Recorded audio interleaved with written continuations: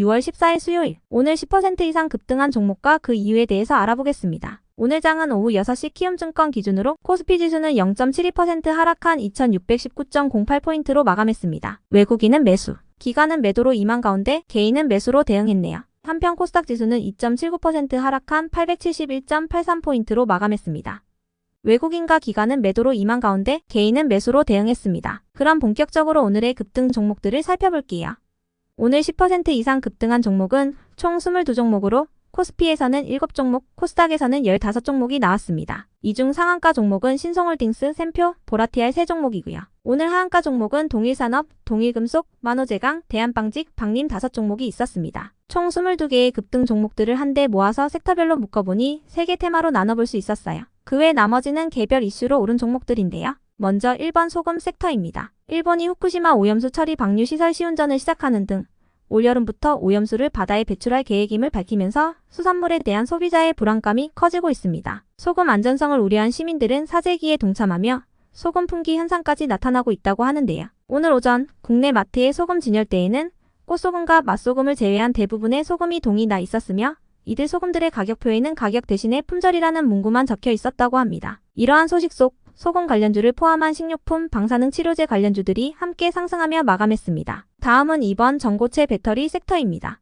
도요타가 전고체 배터리를 탑재한 전기차를 이르면 2027년에 양산한다는 소식이 전해졌습니다. 전고체 배터리를 사용할 경우 10분 이하의 충전으로 현재 전기차 주행거리의 2배 이상인 1200km를 달릴 수 있다고 하는데요. 세계 자동차 판매량 1위 기업이지만 그간 전기차 분야에서 강점을 보이지 못했던 도요타가 전고체 배터리를 실용화할 경우 업계의 판도가 뒤바뀔 수 있다는 기대감이 일고 있습니다. 한편 삼성 SDI가 유럽 최대 에너지 전시회인 인터배터리 유럽에 참여하여 전고체 배터리 기술을 선보일 예정이라는 소식도 더해지면서 오늘 전고체 배터리 관련주들이 강세로 마감했습니다. 다음은 3번 무더기 하한가 섹터입니다. 지난 4월 말 일어났던 SG증권발 급락 사태와 매우 유사한 무더기 하한가 사태가 오늘 또다시 발생했습니다. 이들 종목들은 저번 사태와 마찬가지로 장기간 거래량이 적은 상승이 계속되었으며 유통 비율이 50%가 넘지 않았다는 공통점이 있었는데요. 하지만 이들 종목의 매도 상위 거래원 중에 SG증권은 포함되지 않았고 금감원은 이에 대한 조사를 착수했다고 전했습니다. 한편 오늘 사태와 관련하여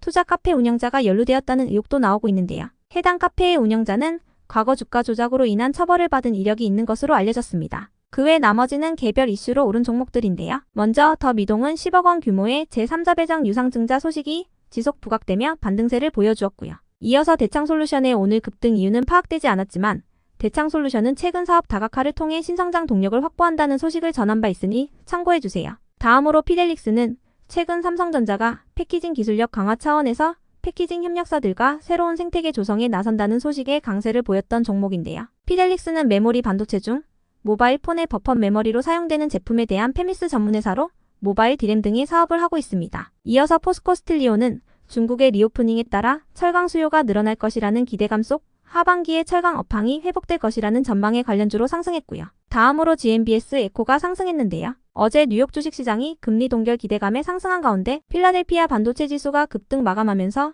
반도체 테마가 강세였던 바 있습니다. 한편 미국이 삼성과 하이닉스, 대만의 TSMC에 대한 수출 통제 기간 유예를 연장한다는 소식도 전해지면서 오늘 반도체 장비주로 상승한 것이라 추정됩니다. 한편 콤비는 한국과 일본 정부 차원의 공식적인 저출산 정책 교류가 만들어질 것이라는 전망이 담긴 단독 기사에 저출산 관련주로 부각되었습니다. 현재 저출산 고령사회위원회는 일본 정책 기관과 공식적인 정책 교류 창구 만들기를 추진 중이며 함께 소통하며 해결 방안을 모색하겠다는 내용이었네요. 끝으로 양지사는 오늘 지수 하락 속 품절주로 강세였습니다. 품절주란 유통량이 적은 주식을 의미하는데요. 시중에 풀려있는 주식수가 아주 적기 때문에 수급이 조금만 몰리더라도 다른 종목에 비해 변동이 크다는 특징이 있습니다. 여기까지 오늘 10% 이상 급등한 종목들을 알아보았습니다. 내일도 성투하세요.